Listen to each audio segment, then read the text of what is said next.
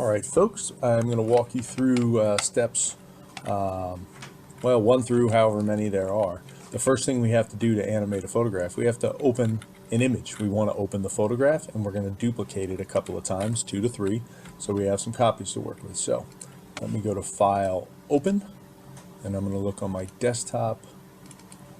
That's the animated GIF, wrong one. Nope. I need to open my JPEG version of that. There we go. Alright, so the first thing I have to do, press Ctrl+J once, twice, maybe 3 times just to be safe. So on this copy, the background copy, I'm going to leave it alone. On layer 1, I'm probably going to delete the sky. So I'm going to use either the magic wand tool or the quick selection tool to select the sky and delete it. That's working pretty well. Now I'm going to highlight, I think, just the dumpster on layer 1 copy. I'll use the Japanese flag button to create a mask. Whoops, I added it to the wrong layer. Got to be on this layer. There we go.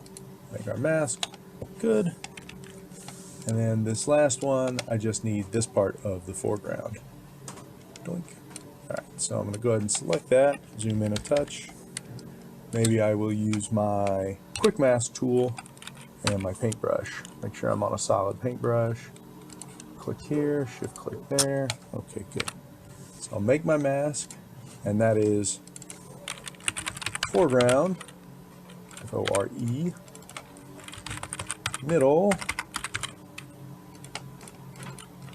and then background, no sky. Alright, so if I zoom back out, my pieces are the background without the sky, the dumpster in the middle, and that in the foreground. I'm going to save this. I will call it animated photograph. Demo at the front. I haven't even created my video timeline. That is fine. Okay, let's pop back up to the instructions. The next step, number 2, place embedded. This is where we bring in the picture of ourselves or whatever else you want to have pop out from behind these masked layers. So I'm going to go to File, Place Embedded. Now the reason we use Place Embedded is because when we bring in the file, where is my self? There it is. When you bring in the file and place it, it's automatically going to give you this smart object icon, and that is going to allow you to have transformation be animated rather than just position. So I'll drag this selfie all the way to the top, and I'm going to use my quick selection tool or the magic wand, and I just want to kind of get a selection that covers me. Luckily there's a decent amount of contrast. I will hit that, and then I'm going to right click on this layer and ask it to convert to smart object, because I don't want to deal with the mask when I'm animating. I'm actually going to ask it to be a smart object now that the background is hidden, and you can see now it's displaying as the white and gray checkers. That means it's transparent.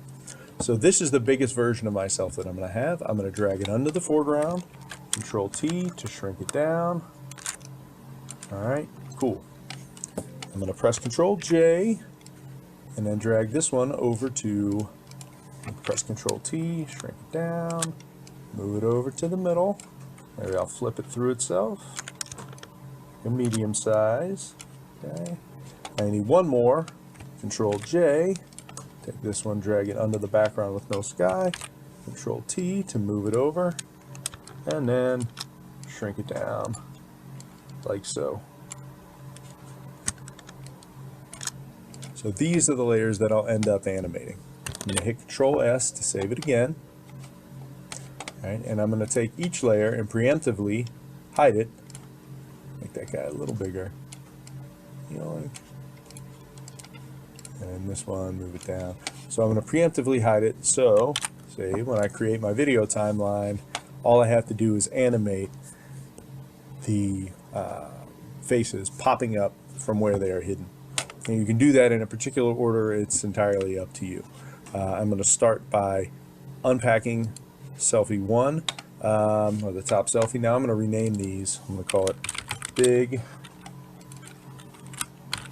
medium, and small. Okay, that'll make it easier. So I'm going to hit the stopwatch for big. All right, I'm going to go out a couple of frames, and press Ctrl+T, move it up in the air, go out to about a second, press Ctrl+T. You know what, I want to add a keyframe where it's still sitting there, so I'm going to move the slider. I think I can just click here. I click on the diamond to add another frame, so it's going to pop up, sit still for a little while, and then Ctrl+T, yoink, be hidden again. Alright, so I'm going to hit save, and then I'll rewind with the slider. So, pops up, stays for a bit, hides. Alright, I can pack that back up. Alright, now I'm going to unpack the medium size. So I'm going to go out to here, I'm going to wait until after the big one's hidden, and I will start my stopwatch. It's got a keyframe here. We'll go out, Ctrl+T, move it up. Now I'll press Ctrl+T and move it over, maybe rotate it a little bit and move it up even further.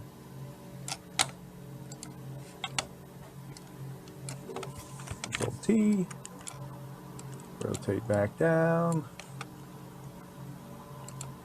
I'll move out a little more, Ctrl+T, and just hide again. Okay. Yoink.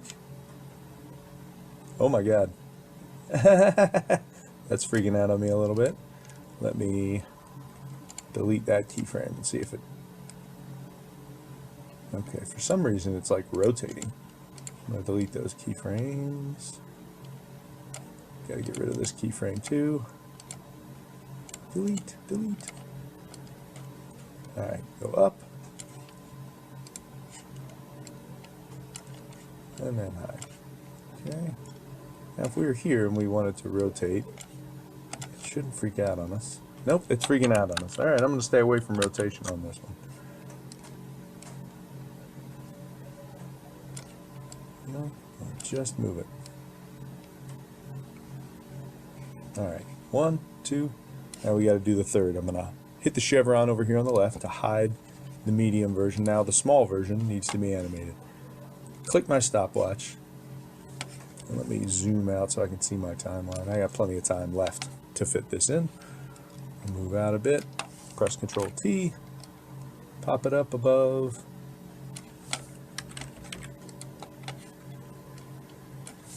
Ctrl+T. Ctrl+T. I'll move all the way back to here. I'll go down, Ctrl+T. Alright, saving the scene. Now let's see what we have. Pops up, hides. Pops up, hides. Pops up, slides around, and hides. And that's it, gang. We're going to go to File Save, and we're going to do File, Export, Render Video. So just use all of the presets for, what is it, preset high quality. We want YouTube 1080. We're going to render it. Mine's going to the desktop. You can select whatever folder you want, but I'm going to go desktop. That way it's easy to find.